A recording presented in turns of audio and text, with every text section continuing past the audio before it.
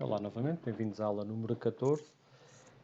Seguimos já de seguida com a continuação da análise daquilo que são os riscos profissionais que poderão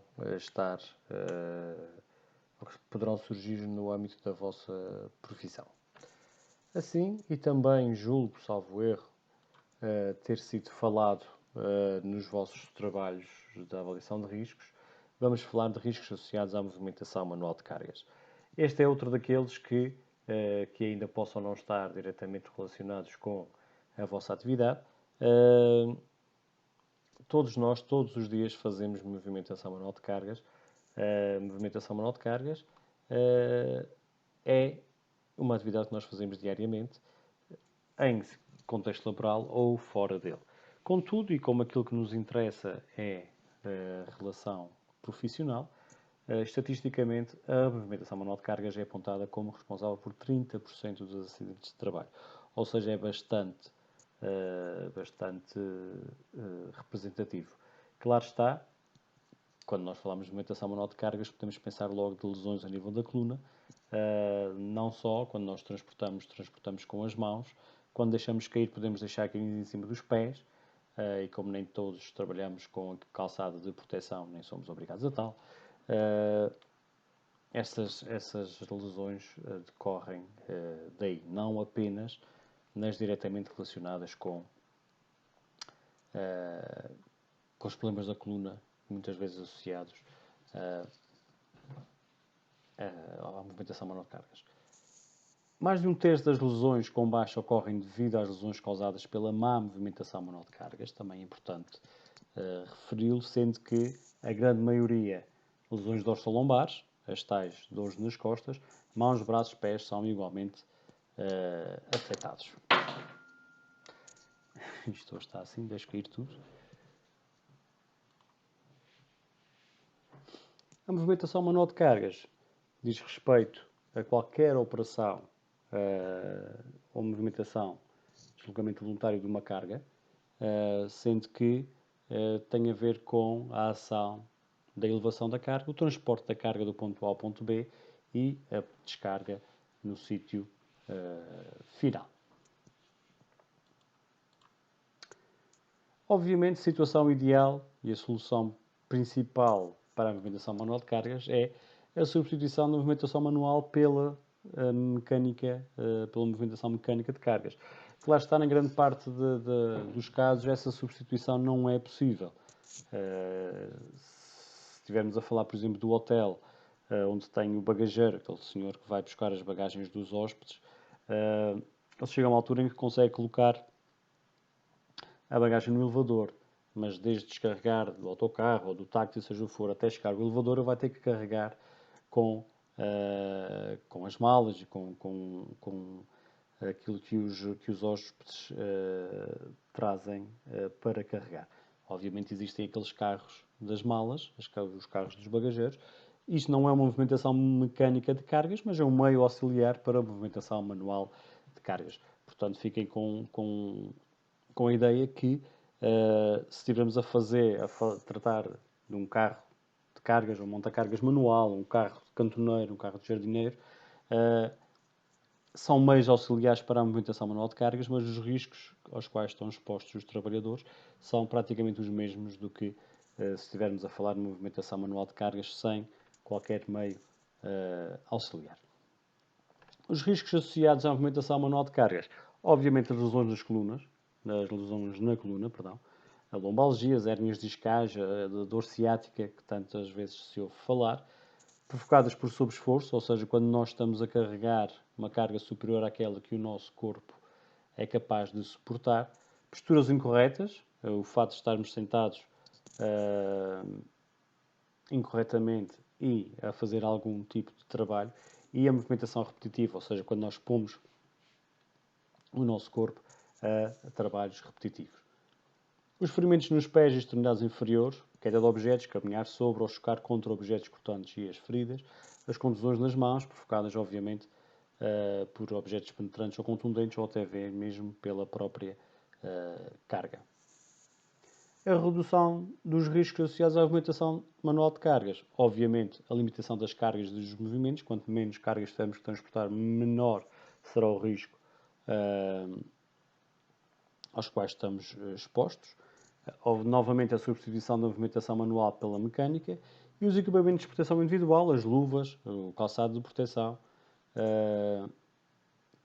são alguns exemplos desses equipamentos. Tal como na última aula falámos dos riscos associados aos agentes biológicos que tinham legislação específica também para alguns grupos, para alguns géneros e grupos etários, também na movimentação manual de cargas temos, e estamos a falar de diplomas já bastante antigos, de cargas máximas para operações ocasionais, cargas máximas para operações regulares e cargas máximas durante a gravidez até aos 3 meses após o parto, ou seja, este para os trabalhadores normais e estes para as trabalhadoras grávidas ou 3 meses após o parto, as tais chamadas puérperas, e também para os trabalhadores mais jovens, a limitação do peso na movimentação manual de cargas. Atenção que isto não estamos a falar de cargas que os trabalhadores são capazes de transportar. Às vezes na informação, quando nós falamos deste tipo de cargas e destes valores de cargas, os trabalhadores quase que se sentem ofendidos, porque isto para eles é pouco. Isto são valores de referência, obviamente, sendo que acima destes valores, para situações bastante frequentes, estamos a colocar a nossa estrutura corporal em risco. Quando nós falamos na frequência das operações, uma a duas operações por minuto, redução de 30% nestes valores, 5 a 8, redução de 50% nestes valores, mais do que 12 operações por minuto, ou seja, é um transporte de cargas com alguma frequência, a redução de 80% dessa carga. Claro está, cada caso é um caso, cada atividade é uma atividade e isto serão sempre, daí o trabalho do técnico, da pessoa com responsabilidade na área da segurança, de fazer a análise caso a caso, cada trabalhador ou trabalhador, categoria, atividade que é desempenhada para que se possa efetuar corretamente estes cálculos. Assim são considerados fatores de risco na movimentação manual de cargas. Se a carga for superior a 30 kg em operações pontuais e 20 em operações frequentes, se ela for muito volumosa ou difícil de agarrar, pode ser uma carga mais leve. Se ela for muito grande ou não tiver nenhum ponto que seja fácil ou que sirva de pega, é um fator de risco. Se a carga está num equilíbrio instável ou conteúdo sujeito a deslocações, uma coisa é carregar com 20 kg, outra coisa é transportar 20 litros. 1 kg não é igual a 1 litro, mas é aproximado. Que lá está, 20 litros, aquilo, a água mexe-se, o líquido mexe-se, move-se e isso causa instabilidade no transporte, o que poderá causar lesões. E por fim, se a carga estiver colocada de modo a que a sua deslocação tenha que ser efetuada em que a carga está longe do tronco ou que promova a flexão ou a torção do tronco. Okay? Na movimentação manual de cargas, e quando nós falamos de lesões dorsolombares, falamos obviamente das questões da coluna. Esta é, esquematicamente, uma visão, aqui a visão anterior, a lateral esquerda e vista de frente. Vista de trás, vista de frente, da coluna. Portanto, a coluna é formada por vértebras, entre cada vértebra tem um disco esponjoso, que é o chamado disco intervertebral. Aqui a meio passa a nossa espinal medula, que regula toda a nossa ação. A coluna tem curvaturas naturais, a nossa coluna não é direita, portanto, quando se fala de temos que ter as costas direitas, não é as costas esticadas, é manter a curvatura natural da coluna, ok? E ela vista de frente e vista de trás, em condições normais, não tem qualquer inclinação, ok?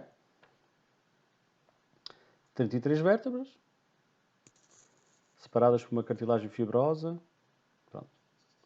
E além de permitir uma grande amplitude de movimentos, funciona como absorvente de choques. Ou seja, quando nós saltamos, todos estes discos são comprimidos por ação da gravidade e, posteriormente, voltam à sua condição normal.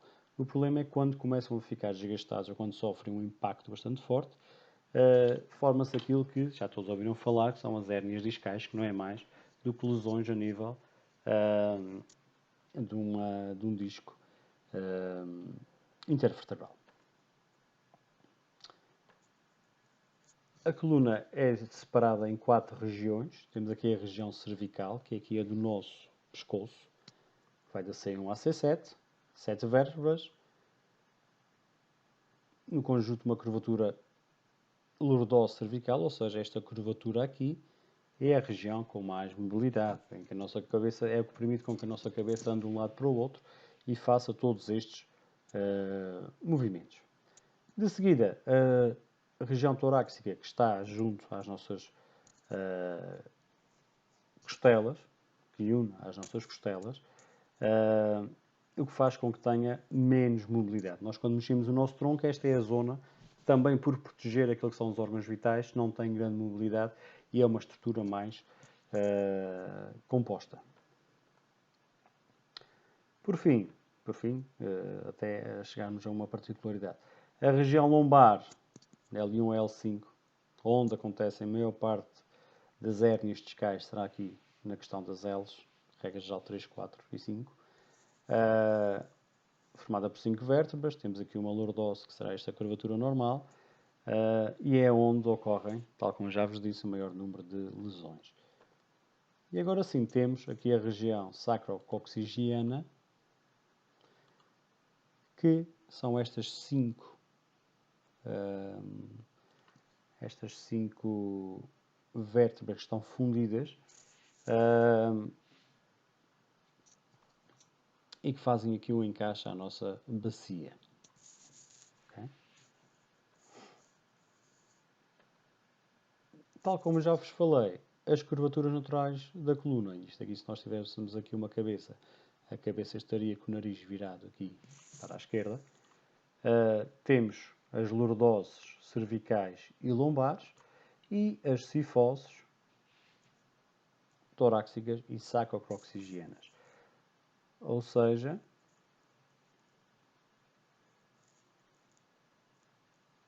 aliás, o Gui estava a dizer uma asneira, obviamente a cabeça estaria com o nariz virado para este lado. As curvaturas normais da coluna, e quando nós falamos de manter a coluna direita, é exatamente manter as curvaturas naturais numa vista lateral da coluna. A coluna vertebral, composta pelas 33 vértebras, que tem esta forma. Aqui temos o canal onde passa a espinal medula.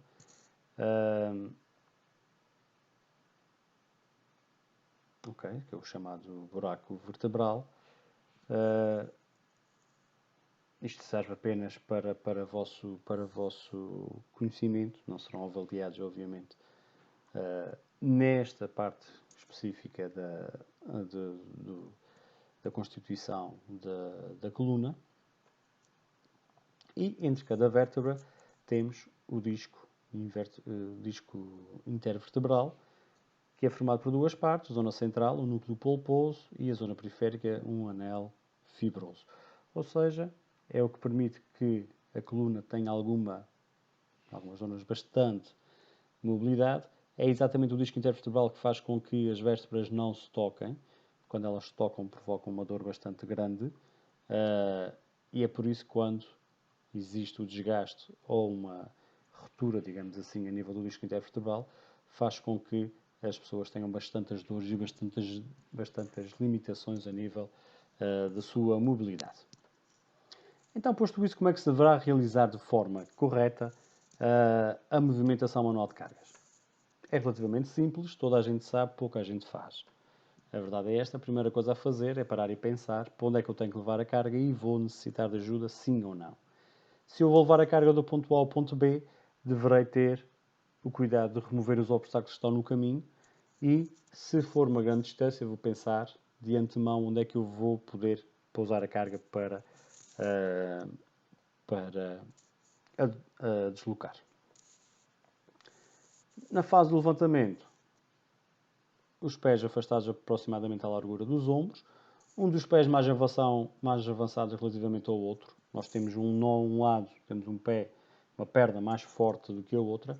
Essa deverá ser a que vai mais à frente, a que está atrás servirá para equilíbrio, e a força deve ser feita com as pernas e nunca com as costas. Cuidado com os movimentos bruscos, que fazem exatamente com que a gente se sinta como se fosse uma facada na zona lombar. Não é mais nem menos do que o disco a ser comprimido e as vértebras apertarem. Adotar uma postura correta, dobrar os joelhos, manter a curvatura natural da coluna. Ok, juntar o queixo ao peito ajuda a manter essa posição exatamente pela curvatura que nós temos na região cervical. Inclinar-se ligeiramente sobre a carga para aproximar o centro de gravidade da carga ao nosso centro de gravidade. E nunca esquecer, a força deve ser feita com as pernas e nunca com as costas. Ao levantar a carga, manter os braços junto à curvatura formada pelas pernas. Uma pega deve ser uma pega confortável e uma pega segura. Se necessitar de mudar de pega, obviamente fazê-lo sem esforços repetitivos. Nunca é demais lembrar, a força deve ser exercida pelas pernas e nunca pelas costas. Eu volto a frisar isto exatamente porque esta é uma das principais causas das lesões e dos acidentes relacionados com a movimentação manual de cargas. O transporte, obviamente, quanto mais perto estiver do tronco do nosso centro de gravidade, que se situa mais ou menos aqui, se nós imaginarmos aqui o umbigo, pronto, aqui nesta região, aqui é meio o nosso centro de gravidade, o centro de gravidade aqui desta carga estará aqui. Quanto mais perto, melhor. Obviamente estaria mais perto se o boneco dobrasse os braços e aproximar-se, mas aí estaria a expor os braços a uma tensão que é desnecessária. Mexer os pés. A rotação do tronco, nós já vimos que é uma situação que poderá causar o dano. Se nós pensarmos na coluna vertebral como os dois punhos, se eu estiver a fazer a rotação do tronco, o que eu estou a fazer é expor as minhas vértebras a movimentos de rotação que vai fazer com que o disco intervertebral esteja a ser alvo de uma agressão e poderá levar, em condições frequentes, a um desgaste bastante acentuado. O pousar a carga é exatamente como se faz para levantar. Dobrar os joelhos, manter as costas direitas, inclinar ligeiramente sobre a carga e, tanto para levantar como para baixar, a força com as pernas e nunca com as costas. As nossas pernas têm 4 vezes mais força do que os nossos braços e, portanto, vamos pô-las a trabalhar. São elas que suportam grande parte do nosso do nosso peso corporal. Portanto, erros a evitar na movimentação manual de cargas. O dobrar a coluna, o ficar muito longe da carga e o erguer a carga pelo lado do corpo. Isto faz com que a coluna tenha num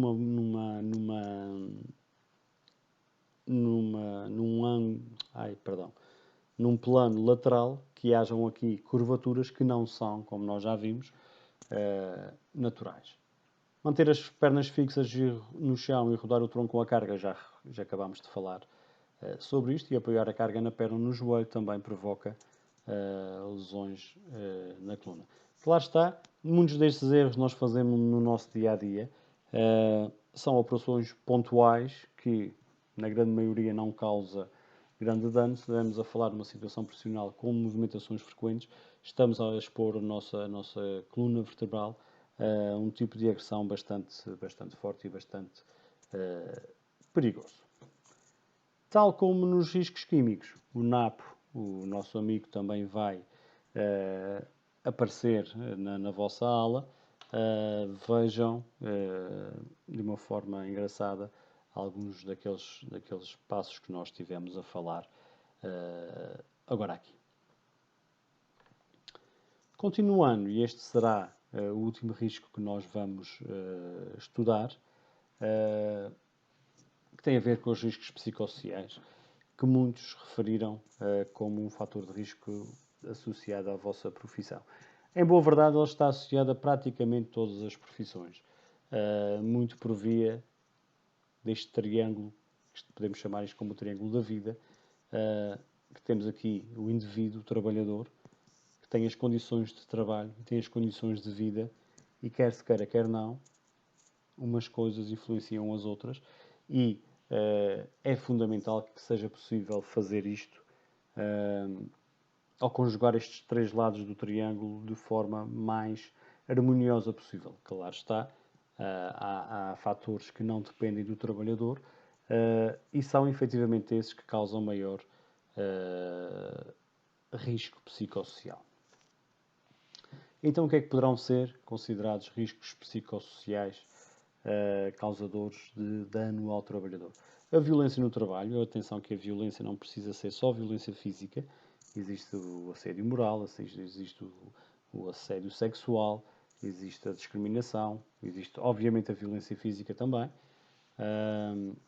a discriminação, seja por género, idade, etnia, orientação sexual, nacionalidade, deficiência, seja o que for. Atenção que isto, obviamente, com o passar do tempo, cada vez mais são assuntos presentes, não deveriam ser, mas continuam a ser assuntos bastante presentes e, como tal, não devem ser menosprezados. As relações hierárquicas. É fundamental haver uma cadeia hierárquica para que as coisas funcionem de forma clara. O que acontece muitas vezes é que existem chefes e não existem líderes.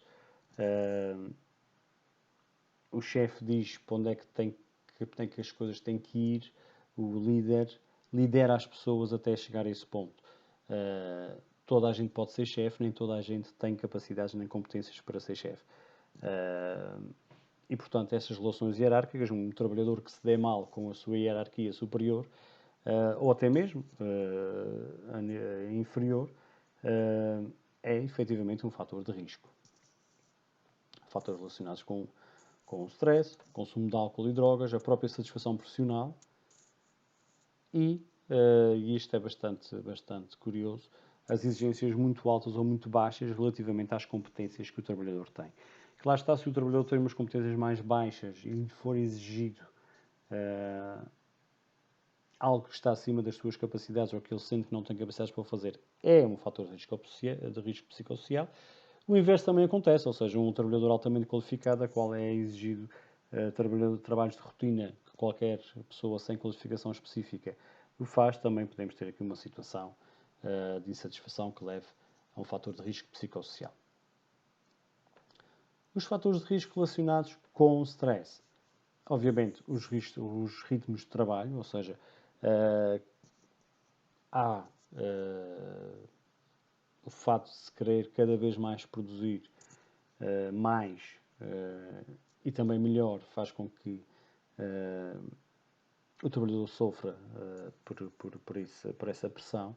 O trabalho por turnos, e alguns de vocês falaram desta questão do trabalho por turnos. O trabalho por turnos é bastante complicado porque mexe diretamente com aquilo que é a vida pessoal do trabalhador, porque o trabalho por turnos faz com que na altura que a pessoa pode estar a trabalhar, o resto da sua vida, ou da sua vida pessoal, pode estar ou em casa, ou pode estar numa festa, ou pode estar num convívio familiar, ou num convívio de amigos, entretanto a pessoa tem que estar a trabalhar, e depois quando acaba o trabalho as outras pessoas estão aí a trabalhar, ou seja, temos aqui horários desfasados que são bastante complicados. Da mesma forma, o trabalho noturno. Há menos contacto com as pessoas, é um trabalho mais solitário e bastante complicado. A ausência de controle sobre o trabalho, as pausas e as férias, ou seja, o trabalhador tem o direito, e isto também está previsto em Código de Trabalho, ao gozo das suas pausas e das suas férias, obviamente por acordo com o trabalhador. O trabalhador tem determinado número de dias de férias, metade tem que ser de acordo com o trabalhador, outra metade, com o empregador. A outra metade deverá ser escolhida pelo próprio trabalhador, que lá está, com base naquilo que são as necessidades do serviço, os momentos e as tarefas repetitivas, o próprio horário de trabalho é também um fator que poderá estar relacionado com com stress. Neste quadro que nós vamos passar assim por alto, em que eu aconselho que vocês leiam com alguma atenção, estão explicados algumas, em contexto de trabalho, obviamente, os fatores de risco associados a estas questões. Algumas delas são bastante pertinentes e, portanto, eu aconselho que o façam, mais que não seja para a própria gestão pessoal, enquanto pessoas e enquanto futuros trabalhadores. Aqui é o mesmo. Voltamos a falar aqui do volume e da cadência de trabalho, na sobrecarga de trabalho e também na questão dos horários de trabalho. Portanto, quando nós falamos dos riscos psicossociais relacionados com o stress, obviamente, temos várias questões aqui: baixo nível de controlo, baixo níveis de apoio, insegurança, longas horas de trabalho, trabalhos noturnos, trabalhos por turnos, que obviamente fazem com que hajam reações a nível fisiológico, a nível de comportamento, não é? E haja, por via da insatisfação, reações emocionais e reações cognitivas, ou seja, nas emoções do trabalhador, que possam ser causadoras de não trabalho. Okay? E depois temos todas as consequências: aumento da pressão sanguínea, desordens afetivas, distúrbios do metabolismo, dependência do álcool, desordens musculoesqueléticas. Tenham atenção que isto poderão ser situações bastante graves e que não acontecem a todas as pessoas que ou trabalham por turnos, ou trabalham à noite, ou têm este tipo de confrontações em ambiente laboral. Contudo, nós nunca devemos menosprezar os riscos psicossociais, porque efetivamente eles estão presentes e são cada vez mais uma constante no local de trabalho. Obviamente, poderá causar na organização e para o empregador o aumento do absentismo. O turnover é a recorrência das ausências ao trabalho, o aumento de custos por via das baixas e da necessidade de contratação de outros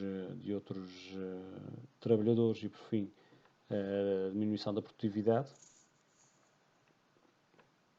E, portanto, nós temos aqui uma relação entre estas questões todas, sempre relacionadas com o stress. Eu volto a referir que cada pessoa é uma pessoa.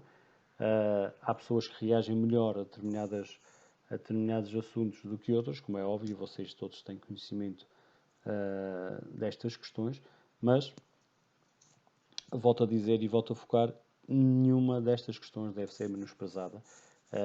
Houve uma altura em que o stress, que era uma palavra que não se conhecia, surgiu, quase que se tornou moda. Neste momento, o stress, a ansiedade, as depressões são efetivamente, e são para a Organização Mundial da Saúde, o risco laboral mais premente e mais perigoso, indiretamente. Lá está, existem atividades de risco elevado,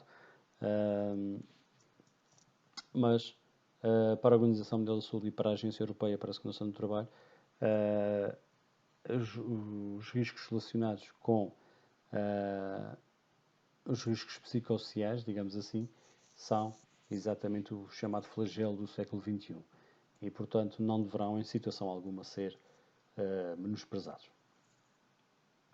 Existem também os fatores de risco pessoal, que têm a ver com os géneros, com a idade e com o tempo de trabalho.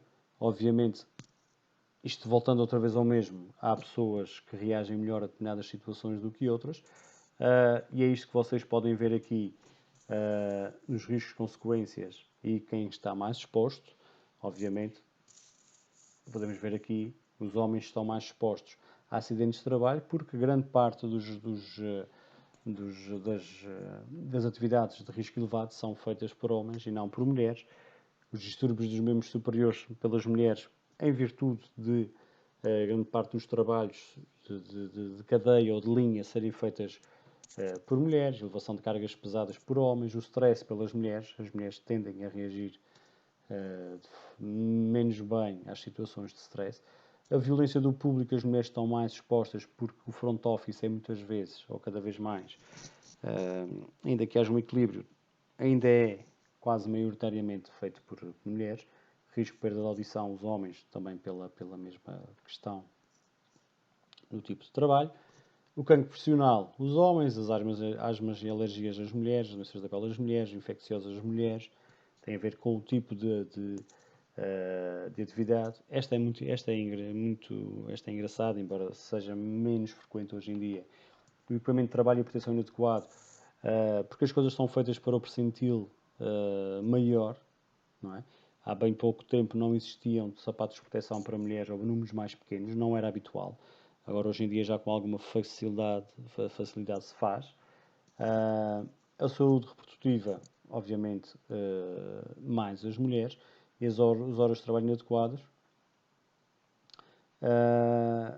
ambos, sendo que, curiosamente, os homens trabalham mais horas suplementares numeradas, enquanto as horas suplementares das mulheres consistem no trabalho doméstico não remunerado. Obviamente, isto tudo tem a ver com as questões pessoais, e eu já disse isto e volto a dizer e voltarei a dizer isto todas as vezes que falo nestas questões. Cada trabalhador é um trabalhador, cada pessoa é uma pessoa. Isto não é uma regra, isto são alguns exemplos, obviamente, por análise das maiorias. Os fatores de risco associados ao tempo de trabalho. Obviamente, o trabalho por turnos, já falámos sobre ele várias vezes, é efetivamente um fator de risco. O trabalho noturno e o número de horas de trabalho.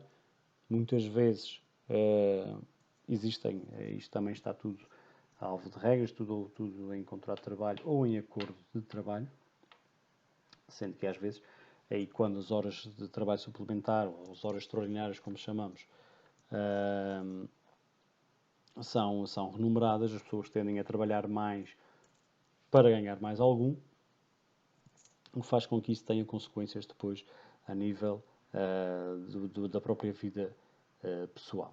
Obviamente também o trabalho ao fim de semana, as pessoas, regra geral, as pessoas ao fim de semana descansam, têm os seus convívios, têm os encontros, e se a pessoa tiver que trabalhar, perde grande parte dessa